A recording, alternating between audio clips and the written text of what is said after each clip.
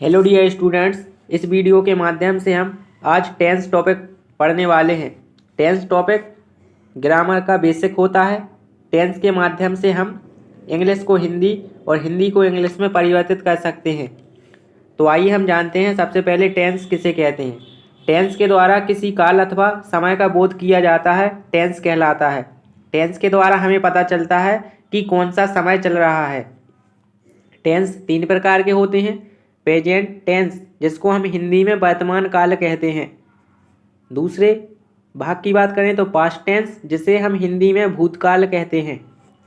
तीसरे वाले भाग की बात करें तो फ्यूचर टेंस, जिसे हम भविष्यकाल कहते हैं। आगे जानते हैं प्रत्येक टेंस के चार भाग होते हैं।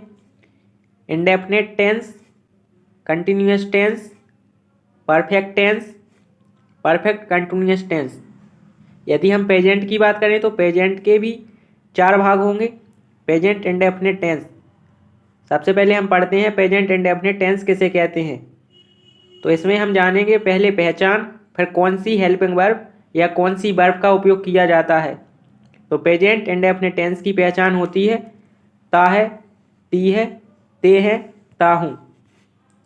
अगर हेल्पिंग वर्ब की बात करें तो वर्ब में हम एस या ई एस लगाकर या वर्ब की फर्स्ट फॉर्म या डज नॉट या डू नॉट का प्रयोग करते हैं। ही, she, name, it singular number के साथ हम एस या वर्ब की एस ई एस वाली फॉर्म प्रयोग करते हैं, परंतु आई, यू, बी, दे के साथ हम वर्ब की फर्स्ट फॉर्म या डू नॉट का प्रयोग करते हैं।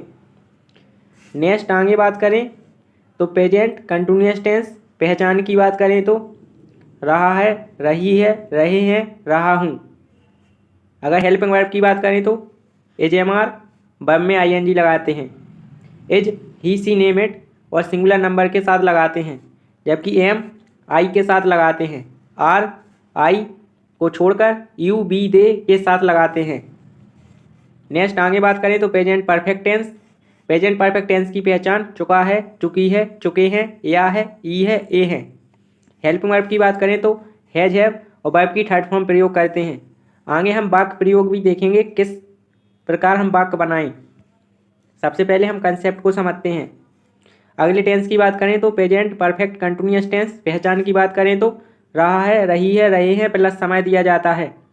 हेल्पिंग वर्ब की बात करें तो हैज बीन, हैव बीन और वर्ब में आई एन जी तथा सिंस फोर का प्रयोग करते हैं।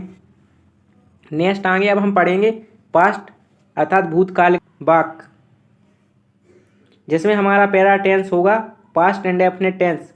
पहचान की बात करें तो ता था, ती थी, ते थे, या, ई, ए, ई, आ आदि शब्द आए तो हम समझ जाते हैं कि वाक्य पास्ट इंडेफिनिट टेंस है।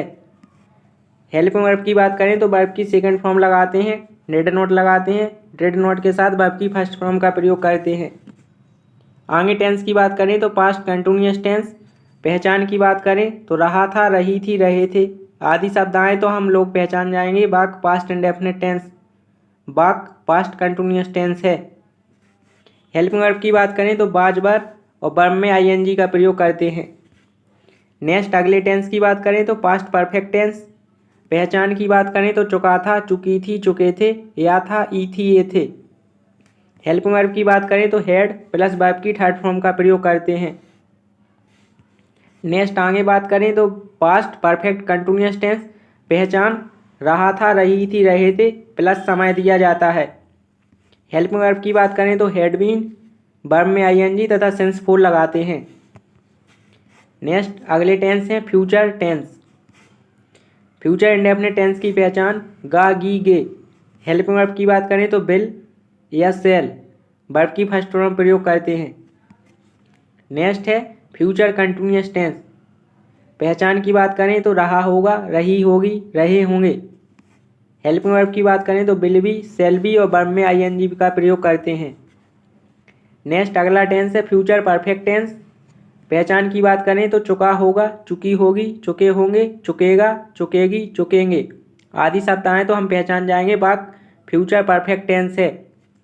बनाने की बात करें तो विल हैव, सेल हैव का प्रयोग करते हैं, साथ में वर्ब की थर्ड फॉर्म लगाते हैं। नेक्स्ट आगे बात करें तो फ्यूचर परफेक्ट कंटिन्यूअस टेंस, पहचान की बात करें तो रहा होगा, रही होगी, रहे होंगे प्लस समय दिया जाता है। हेल्पिंग वर्ब की बात करें तो will have been, shall have been और वर्ब में आईएनजी तथा सिंस फोर का प्रयोग करते हैं। अब हम एग्जाम्पल के माध्यम से इन टेक्स्टों का रिवीजन करेंगे, जिसमें हमारा पहला वाक्य है राम खाना खाता है। तो सबसे पहले सब्जेक्ट लिखेंगे राम, के बाद Yeats food, Ram Yeats food. Next वाक्य है महेश चाय पीता है, महेश ड्रिंक्स टी। नेक्स्ट आगे बात करें वे अखबार पढ़ते हैं, तो दे रीड न्यूज़पेपर। आगे बात करें तो हम बाजार जाते हैं, we go to market. Ram खाना नहीं खाता है, Ram does not eat food. Mahesh चाय नहीं पीता है, Mahesh does not drink tea. वे अखबार नहीं पढ़ते हैं, they do not read newspaper. हम बाजार नहीं जाते हैं, we do not go to market. Next आगे बात करें हम खाना खा रहे हैं, वी आर ईटिंग फूड। तुम चाय पी रहे हो, यू आर ड्रिंकिंग टी। वे अखबार पढ़ रहे हैं, they are reading newspaper. Ram अपना काम कर रहा है, Ram is doing his work. Sunil अपना काम कर चुका है, Sunil has done his work. Sita अपना पाठ याद कर चुकी है, Sita has learned her lesson.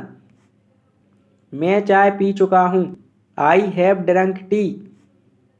लड़के स्कूल जा चुके हैं, boys have gone to school. Ram सोमवार से स्कूल जा रहा है, Ram has been going to school since Monday. तुम 2 घंटे से अखबार पढ़ रहे हो, you have been reading newspaper for 2 hours. Ram ने घड़ी चुराई, राम स्टोल वॉच। सुनील ने पाठ याद नहीं किया, Sunil did not learn lesson. उसने एक पत्र लिखा, ही रोट ए लेटर। वह सुबह जल्दी उठ गई, she woke up early in the morning. Raghav ने बिल का भुगतान नकद में किया, Raghav paid the bill in cash. Ramesh खाना खा रहा था, रमेश वॉज ईटिंग फूड। वह सुंदर नहीं लग रही थी, she was not looking beautiful. Bus में बच्चे चिल्ला रहे थे, children were shouting on the bus. आप किसी अजनबी से बात कर रहे थे, you were talking with a stranger. मैं सुबह से अंडे खाते ही जा रहा था, I had been eating eggs since morning. वह शाम से ही सो रही थी, she had been sleeping since evening. पूरी रात बारिश हो रही थी, it had been raining all night.